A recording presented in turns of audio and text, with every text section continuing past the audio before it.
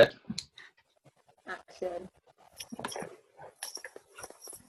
Hey, all right, we're recording. Right. Yes, have we got any wins for this week or these last few days, anyone? I just got a lead. That's it. All right.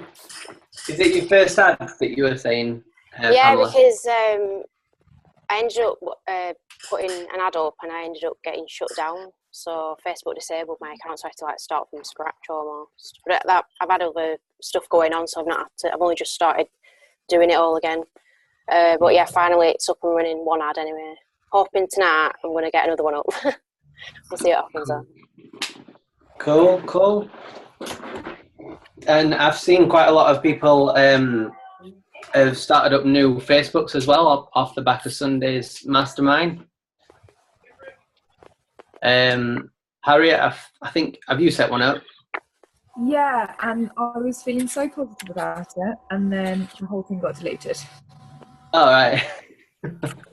Facebook said that it deleted it because I was impersonating somebody, so obviously impersonating my own Facebook account, but I don't really know how to fix it, so I sent Camila a message this evening, because I know she had a situation, so hopefully when she picks that up she'll tell me what to do.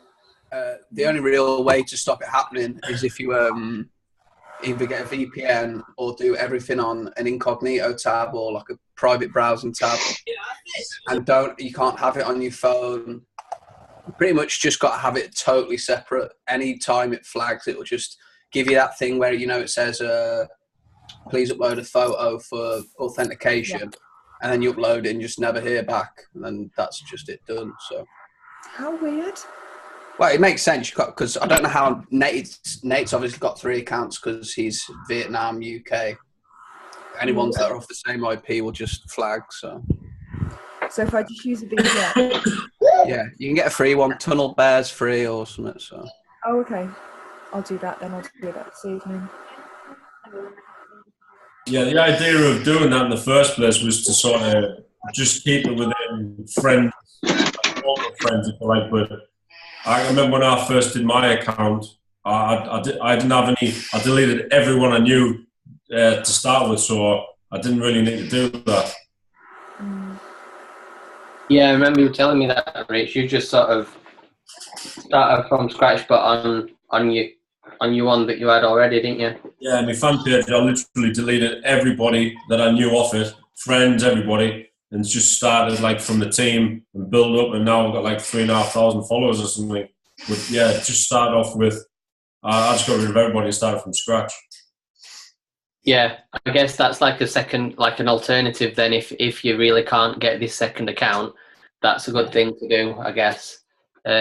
Just delete people who you sort of have no link to or anything, and then start building it up from scratch again. Yeah. Any more wins this week? Anyone else running ads who've found a winner or anything like that? Not ads related, but I got 2 new books for my birthday. So I got The Hero and You're a Badass at Making Money. So need to crack on with those, but yeah, so not ads related, but 2 new books to add to the pile. Love that badass book. It's so good. I've got the other one here as well. A moment. This one. I think I preferred that one. The yellow to the one, money one. Green, yeah. Yeah, but it feels so good. Just her attitude is amazing. Yeah. It makes you feel so Have positive. you guys seen my badass button as well? Love that. This is off my little brother for my birthday, and it's do what you love. You could feed fear a suck-it sandwich. You are a badass. so if you need a little inspiration, get yourself a badass button. A nice American accent to go with it. Yeah. I got myself that one. I don't know if anyone's reading that at the minute. I haven't started it yet, but they reckon it's fantastic. 4-hour work week. Yeah, I've read it. Everyone's spoken about that. Really good. I love that one. We should start a book exchange group. Yeah, that's what we need, isn't it? When we do these meetups, We'll do like a book exchange. It says buying them then. Yeah, just book them. It's like .com secrets. I've got loads. To be honest, I haven't even read half of them. I just keep buying them and not even reading them. Do you read the back cover, Rich, and then that's it? Yeah, I'll read the last page. Then I know what's going on. Right, so what have you got? You've got some presentations, Adam, haven't you? Yeah. So any more wins before we just sort of jump into that? I'll just have a look on the chat. Joanne's, Kate's got both those books, I think, what Lily's got. Joanne just ordered a few books and audio on Amazon. And then Ali's laptop's decided to pack up. And yeah, Mary, quite a lot of books are available as free PDFs as well. I think have you got as well, Rich? You know the giveaway that we normally give the PDF in the emails? Oh, yeah, I've got Think and Grow Rich on a PDF. If anyone wants it, I can always send that over. Just saves you the money on buying it and everything. So I think if you've got it as well, Rich, yeah, we've got that as a PDF. If anyone wants it after, just message me. I've got Tools of Titans by Tim Ferriss on PDF. I've got loads of PDFs, so if anybody wants them, just check out. Yeah, cool. So I have happy put the phone. John says a few more comments here. The Alchemist is really good. I remember The Alchemist in Sheffield. No, it was Manchester. That was a good one. not the book. Yeah, oh, sorry, yeah, not the book. Yeah, so we're not getting any more wins. I'll just jump into what we've sort of got together today. 1 second.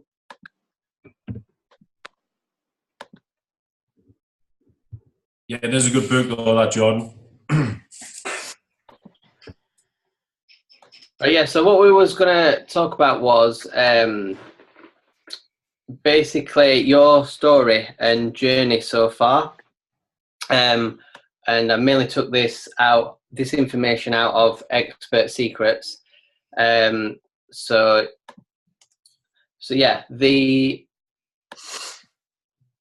Expert Secrets, it's called an Epiphany Bridge story, if I can say it right. And what it is, it's a story that takes people through the emotional experience that got you excited about the new opportunity that you're presenting to them, if that makes sense. So an epiphany is something that you learn about that gives you a ha-ha moment. So, for example, something that you discover, like, for example, when you came across Project Q1. And so the first time you learned about how Project Q1, you had that moment. And then a similar thing when you figured out about Enagic. And then another example is Facebook ads, when you finally when you learn what happens in a Facebook ad. And that's what the story is about. So the Expert Secrets one, basically it runs through when we learn about things, for example, like Project Q1 and Facebook adverts, we actually pick up another language. For example, you know, the things that are showing there, cost per lead, sponsored post and fan page, all the things that you didn't know about before you joined Project Q1. And then you pick up on these things. But people obviously from the outside, they don't actually know what these things mean when you may be trying to explain to them. So what they actually do is they buy into people and people's emotions. So for example, when you're maybe messaging a prospect, if you sort of start talking about the things that I've mentioned in there, like cost per lead, and you set up a Facebook fan page, etc., they probably think, what is this person on about? And they probably might want to leave it there. But if you talk about how you sort of felt when you joined Project Q1 and how it sort of changed you and things like that, then they will buy into that more, as people buy into emotions more than actual logic. So you bought into Project Q1 because of an emotional experience that happened when you first joined. You saw someone on the webinar, like one of us, or Ryan, or Nate, or Rich, who was a normal person like you, and you could relate to that person in some way, whether it was one of us, or when you joined Project Q1, you had a look around the group and you can relate to someone who was making sales and having success with Project Q1. And that might have been one of the keys why you sort of came in, because you related to that person's emotions. So, as I say, people buy from emotion and not logic. And this is the sort of picture in Expert Secrets, which sort of explains it a bit more clear. Here's the logic, and they call it the Epiphany Bridge, as it bridges the gap from logic to emotion. As I say, that's the techno-babble that people aren't sort of keen on when you're talking to them. So this leads on to how to tell your own story. For example, how did you feel when you had your aha moment with Project Q1? Where were you, and what were your thoughts at the beginning when you discovered of this community of people who are all wanting success? How did you feel at that point when you discovered it, when you watched the webinar, or when you joined? Don't sort of oversimplify things. Make things simple, because people lose interest if you try and throw big words in there. Just sort of talk at the average person's level. If you do have to talk about any complex ideas, for example, if people are asking you generally in person what you're doing, or what is Project Q1, or if they ask you on a message, if you do have to talk about complex ideas, sometimes they can't be sort of avoided.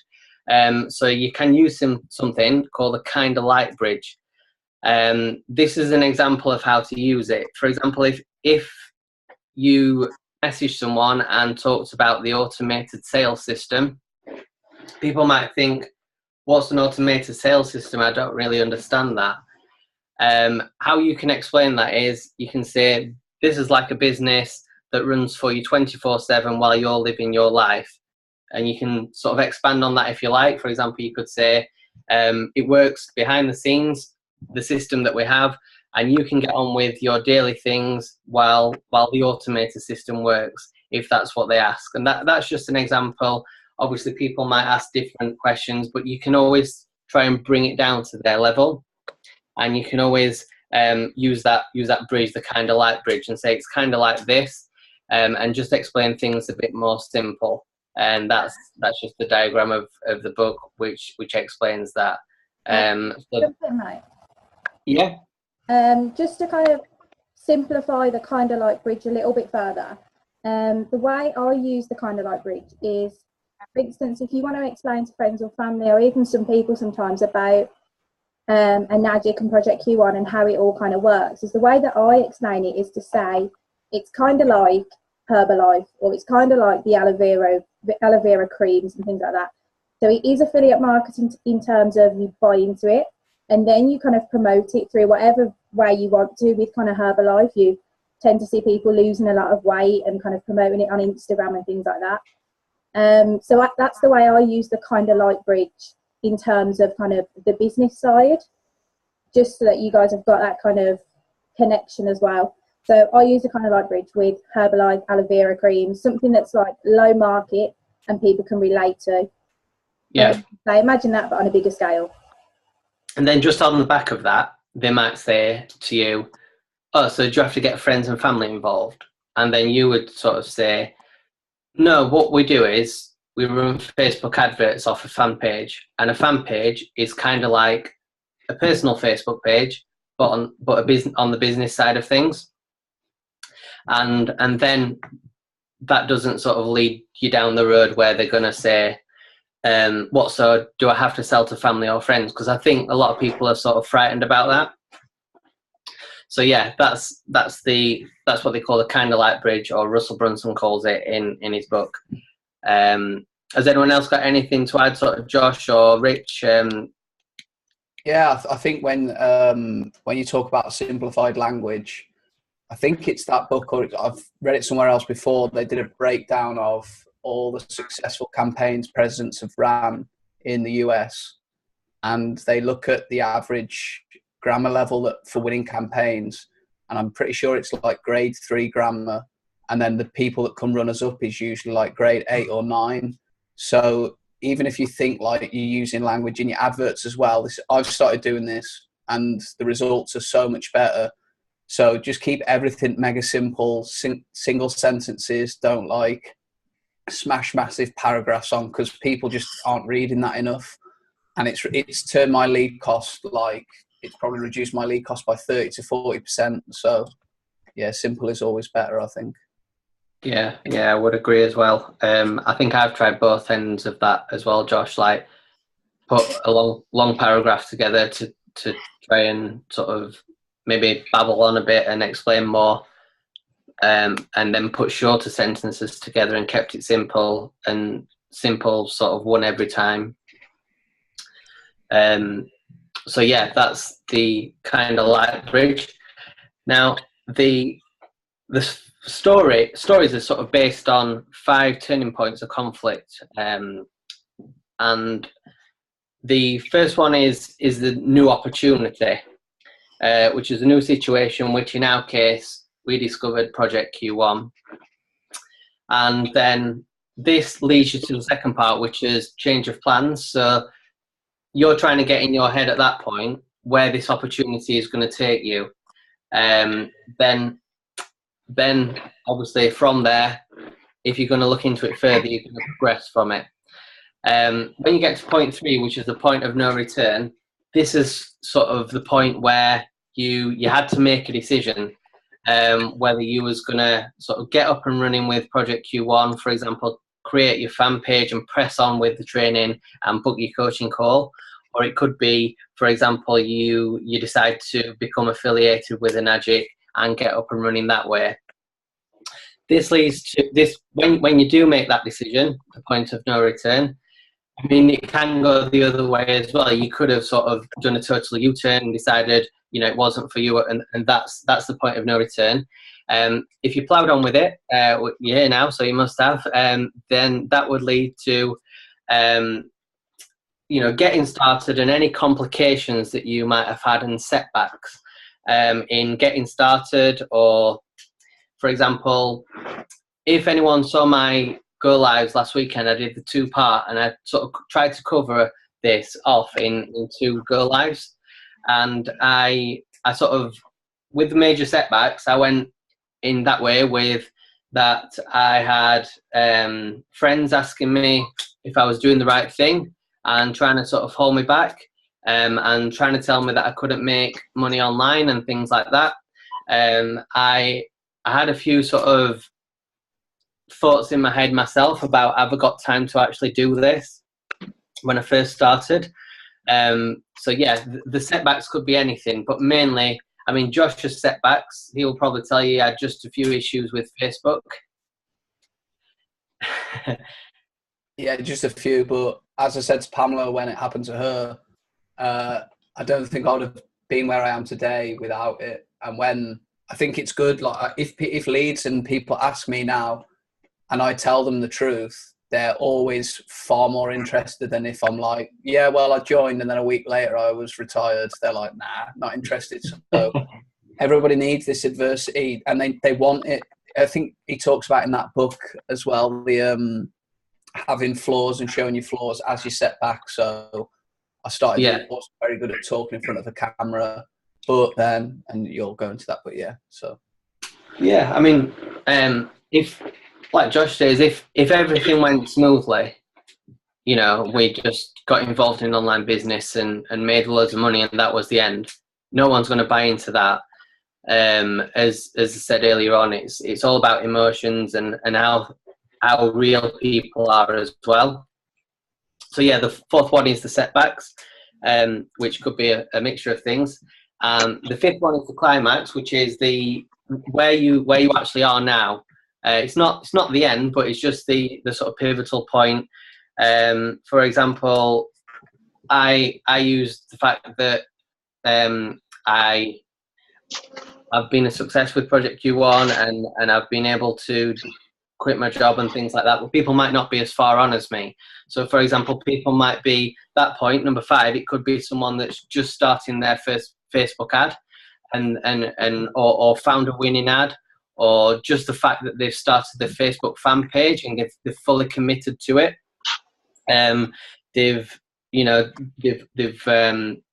trying to think of other things at the moment. Can you think of anything, Molly or Josh or Rich, what that could be? For the climax? Yeah. Yeah, I think for some people it will be like they'll see time freedom as a bigger climax than financial freedom for people, because obviously some people joining PQ1 will have left like really high paying jobs and it's not about the money. So I think you need to choose whichever one you prefer. For me it would be financial security, but you find your own, and people, your leads will then associate with that, and that's what they'll see as the climax. You know what I mean? I think that you'll get mini climaxes throughout kind of number 5 and the duration of kind of the aftermath. So like, for instance, Pamela's probably had a bit of a climax today with getting her first lead. I think every point that you sit and you think, oh, this is actually real, like it kind of resonates with yourself as well. And you do have to pinch yourself sometimes, but I think you'll constantly get little climaxes, and it's just recognising them really and appreciating them. Yeah, definitely. So yeah, we'll just look at these in a bit more detail. I mean, we've just sort of covered quite a lot of them. So number 1, the new opportunity. So share your backstory of where you were in life before Project Q1. Explain how you felt at the start when you sort of first heard of Project Q1. At the start as well, what were your desires? Like, for example, what is it that you wanted to accomplish from joining Project Q1 and getting involved in an online business? Was it time freedom, travel freedom, financial freedom, any other things like to better yourself? Like obviously Josh has been doing his daily go lives of becoming better. That was one of his things that he wanted to accomplish, and also getting in front of the camera as well. I know that, Josh. So yeah, that's the number 1, the new opportunity. The second one, which is change of plans. So this is where original desire transforms into a very visible goal. So for me, this is just for me to see how much normal people like myself were earning in Project Q1, and these people just like you are following the same system. So that's what sort of got me involved, and I could see a visible goal, because I could see, for example, Rich was doing well when I joined. I could see Rich, he'd had his job for 20 odd years as an electrician, and I was thinking, well, Rich can do it, so I can do it definitely. And that's when the goals became visible for me. So this is where you started making progress to that goal. You plugged into the system, watched the masterminds, and got started with the online community. So yeah, any of you 3 got anything to add on them further points? Yeah, I think for the change of plans, it doesn't have to be a Project Q1 either. It could be like your opportunity could have been something that wasn't Project Q1, and then your change of plans was when that didn't work for you. Yeah. So, which is what mine would be. So mine would be different to Adam's. I had an opportunity before that didn't work out, so I changed plans to find a new opportunity. So you can do it that way as well. Yeah, it can be different for loads of people. I mean, mine was like Adam's. Literally, I saw Ryan's advert online. I knew that if he could do it, I could do it. I had no IT experience, but I thought, and it's just that making that initial sort of step. And we all talk about making that initial step, and that's all it is. You change your platform from one to another, but it can happen in loads of different ways as well. Yeah. I mean, just for example, one change of plan for me was like just the fact that I have to show up on a mastermind every week, and I was thinking, oh, do I have to really? But then you get your head around it, and then you come to terms with that new plan that you've got. So yeah, that was one for me as well. Yeah, like originally your first one, Adam, like, or do I have to speak or anything like that? It's like, yeah, that's it. Yeah. Now, you know, that's one change of plan that makes a drastic difference, isn't it? Yeah, that's right. But yeah, number 3 is the point of no return. So it's the point that you took action to move forward and committed, in this case and in my case, to Project Q1. Obviously, anything that I've put on here are just examples of mine. People's might be different, like Josh says. It could be the point that you set your fan page up or become affiliated or just made that decision in your head what you was going to do and which way forward that you was going to go. So you realise that it's no longer a should, it's a must. If you're going to reach your goals and desires that we mentioned earlier on, you either decided to dive in head first or turn back forever.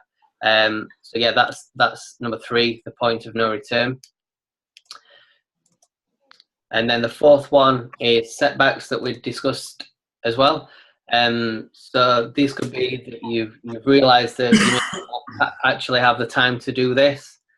You have friends and family telling you this could never be true. You can't earn money online. You didn't have the tools to do the job, for example, a laptop or anything. You had to spend money on things to make more money, and that was a bit of a setback.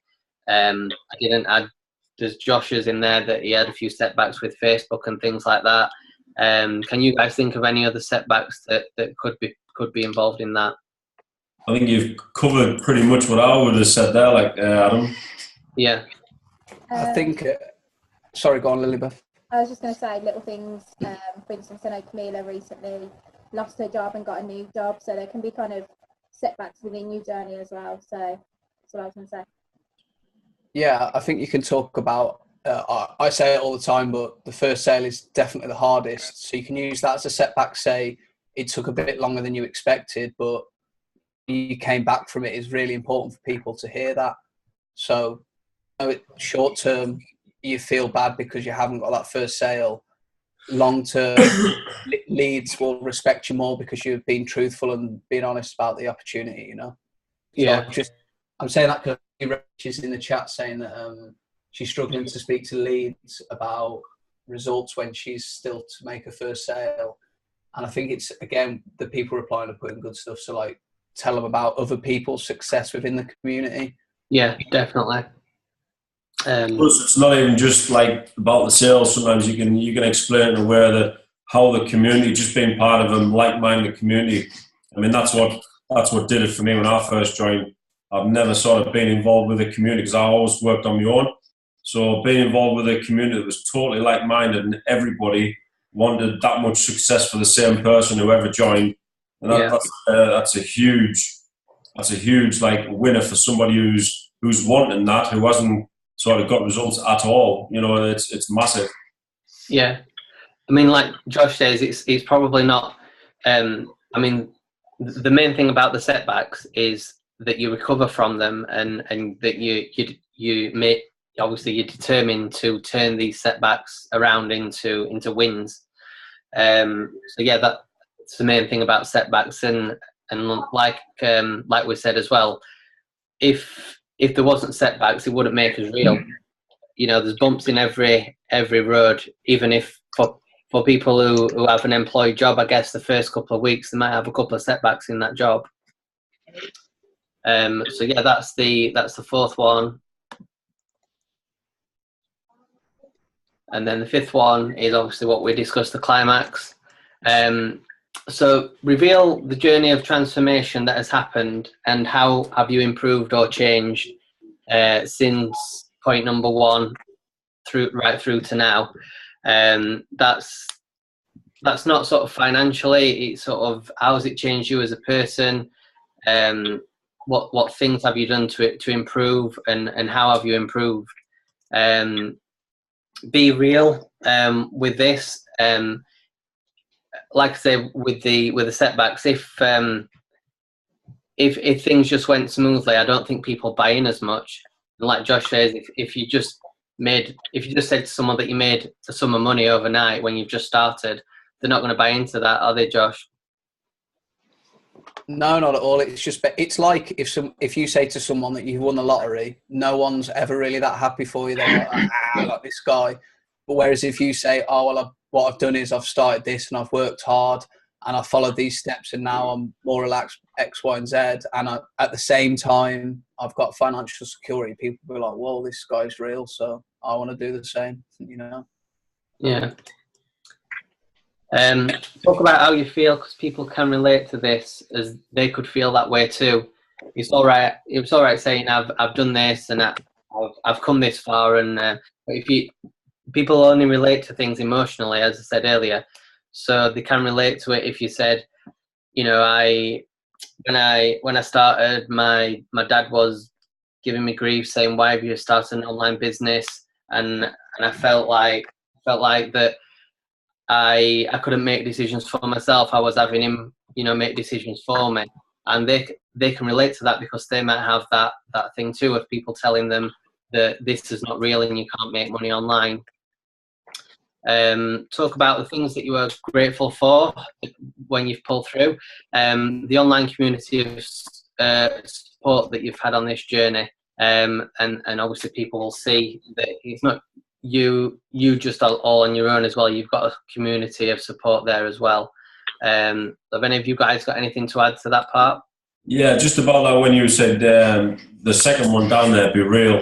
Before I started actually with PQ1, I was with a company called Gaz, and there was a guy in there. I always remember it, and I was like brand new, and I can remember this guy from America saying, he was trying to obviously get people involved, and how he was trying to get people to join was saying he was earning this, he was earning that, and and he got caught out within the first couple of sentences because someone had said, well, I've joined and I know that you've got no sales. It was like, you absolutely killed him on the spot. So about being real is totally, you've got to really be real from day one. Don't, because you'll get caught out.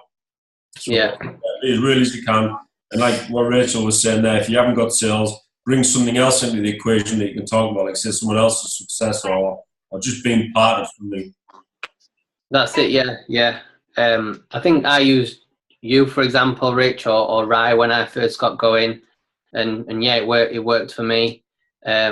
People just love the stories, whether it's directly your story or whether it's someone else's in the community.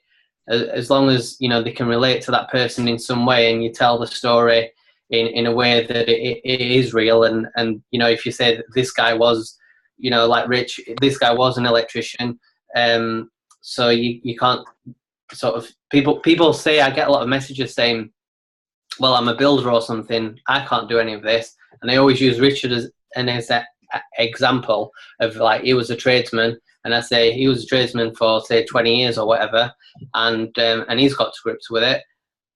So yeah, that is important to be real, and if it's not your story, you can always use someone else's story. Exactly.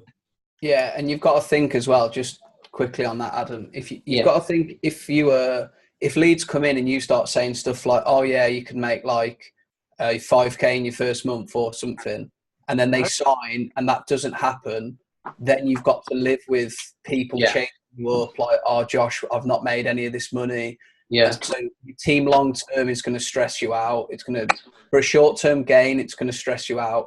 Whereas if you stick to you and you sign people that are like you, then long term it's just so much easier. Like, your business is easier, and yeah, agree. Yeah, exactly. And plus another thing, like, there's obviously a lot of hassle going on in the community at the minute, and it's all about long term goals. And when you first come into the community and you're after one of them quick fixes, we're not here for that. This is the first thing we're trying to get over to people who join the team. We're not here for like one of these quick fixes. This is long term, like 2 to 3 years. But once you get to the end of that 2 to 3 years, you've got like life changing amounts of money. Not even the money. It's like your life's completely changed. You've got as much time as you need, any way you want, but it's long term. And everything we do, we're building up to that. Everyone wants to get to 6 year, 2, 3. And above. So that's the long-term goals that we have, not short-term.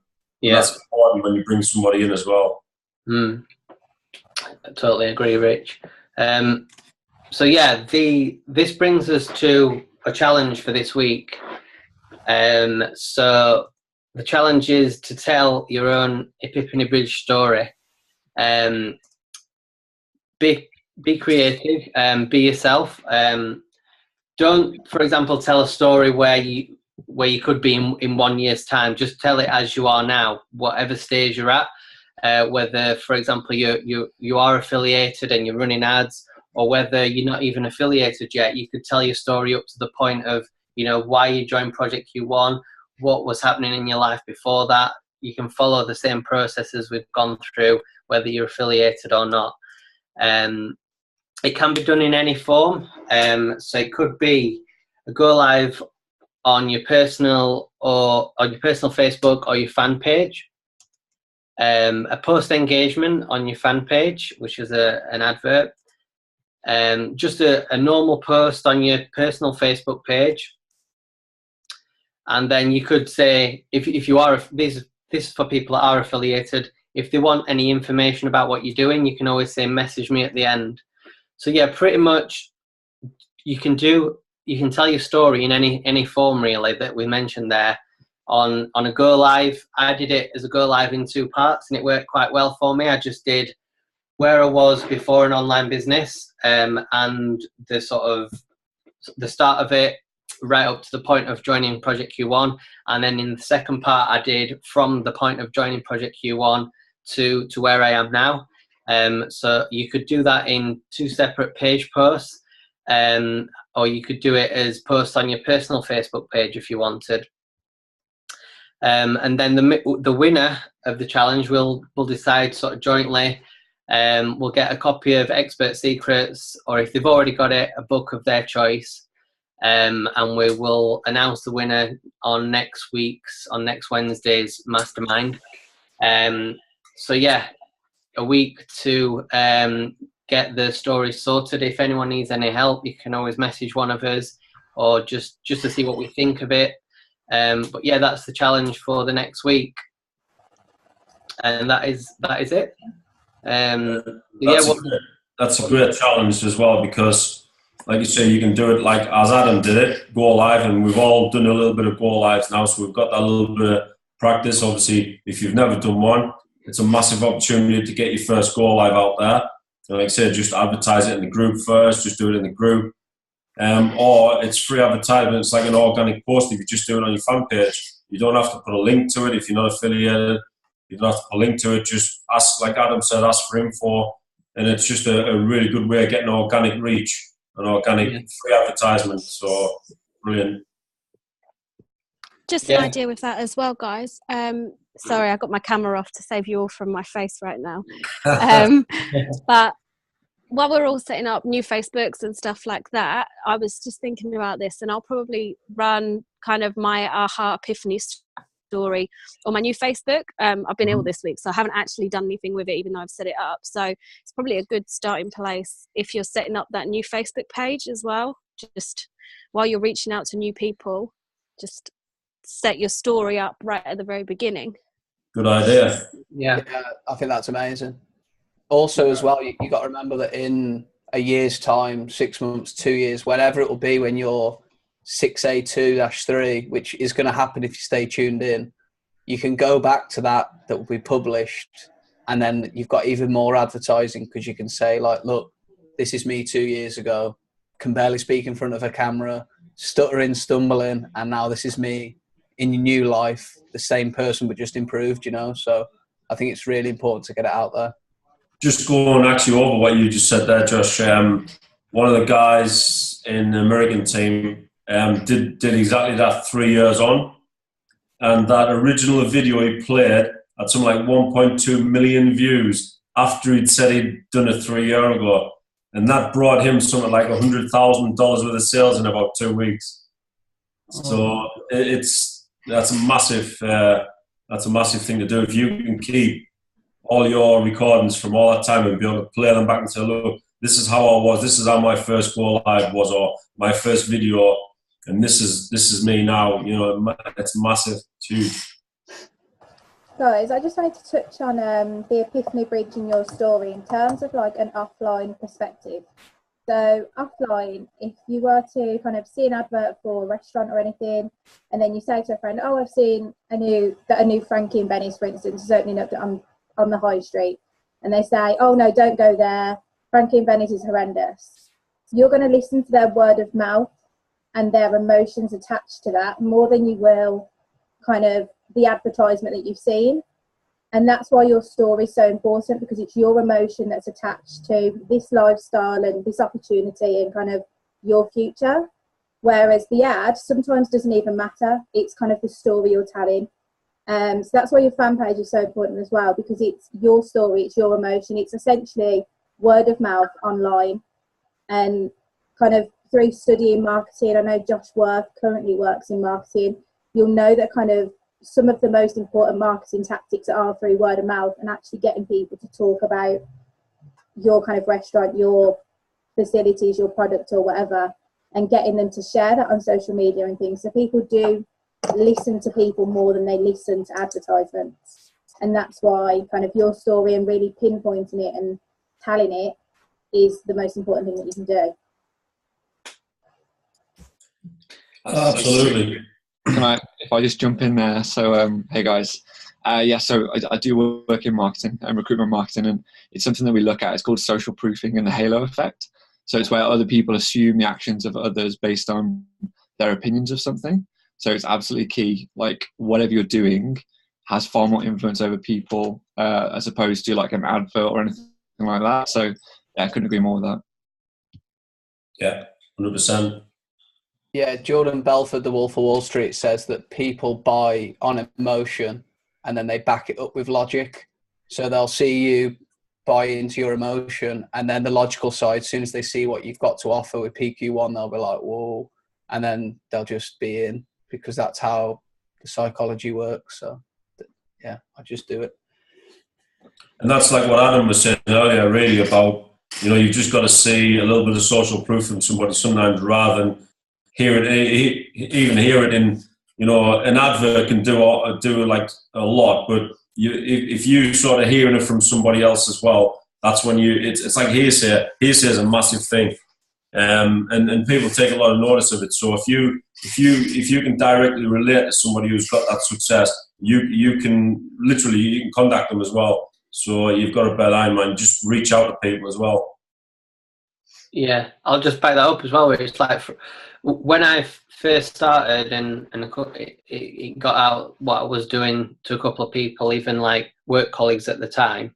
They were obviously saying things like, "Are you sure it's going to work?" Things like that, putting thoughts in your head.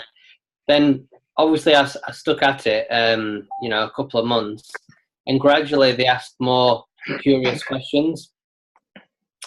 And yeah, they're probably surprised that you've stuck with it. But once you stick with something, people come round to that fact, don't they? Then, yeah. And then they're sort of asking questions, actually interested in what you're doing at that point. Yeah, like going back to the original, what I said, the original when I took everyone off my fan page originally. I didn't have any friends. No one of my friends was on my friend list. I started from scratch with PQ1 and other like marketers, and like now, even though I've got no friends on there, I get all my like local people as well from where I live. They'll ask me what I'm doing. They've heard of what I'm doing. So, like if I'd have added them originally, it would have been just full of negativity in my page. So I didn't want that.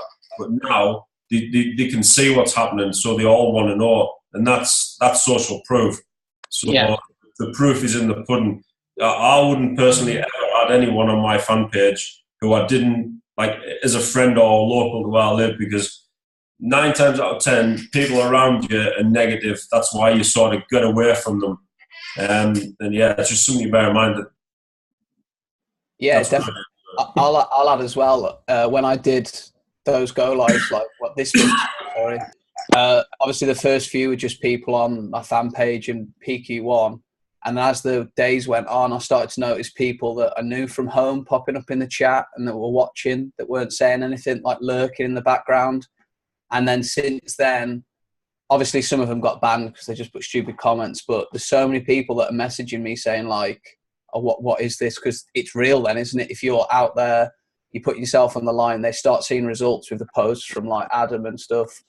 They're like, then it's real, and it's the same social proofing. So couldn't agree more. Yep. So is everyone up for the challenge? 100%. Cool. Yes. I think we've just about covered everything, unless anyone's got anything. Yeah, I was just going to say, like, any questions relating to anything, really? Ads, messaging, prospects, anything like that?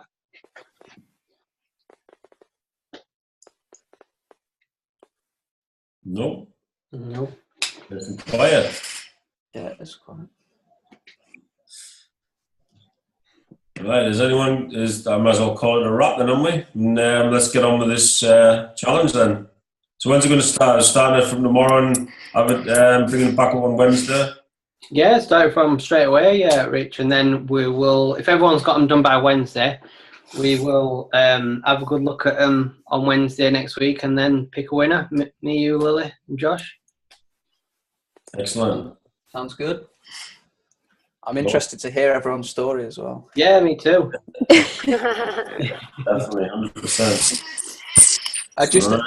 Just a quick thing before we go. I was just thinking, remember that when people see your adverts and then they click through, if they see you telling that story, there's going to be a much higher percent chance that they'll be like, "Whoa, this person's real. Where do I join?" You know. So it's massive long term.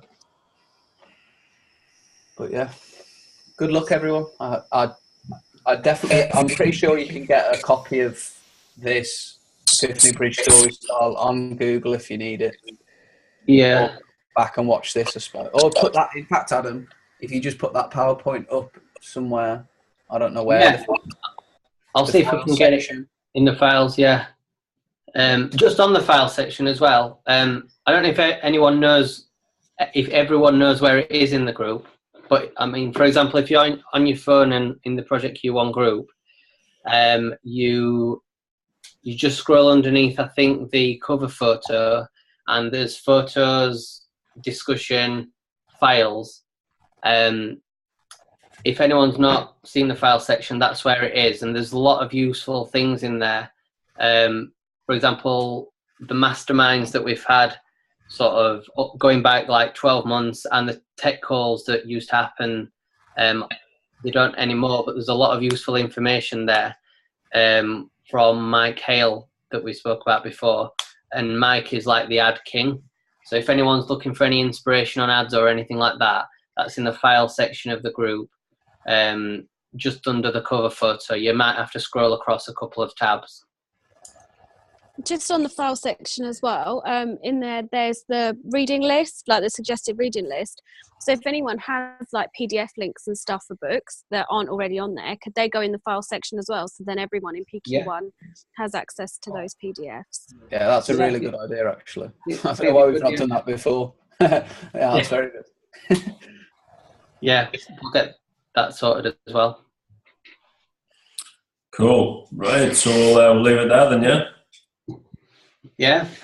Any questions, or if anyone wants one of us to check if the story's all right, just message us up. Yeah, I've already posted the questions for the Epiphany Bridge into the group chat anyway, so they're there for you to have a look at. Excellent. Cool. Right, guys, catch you. Right. Cheers, That's it, guys. Bye. Bye. Bye.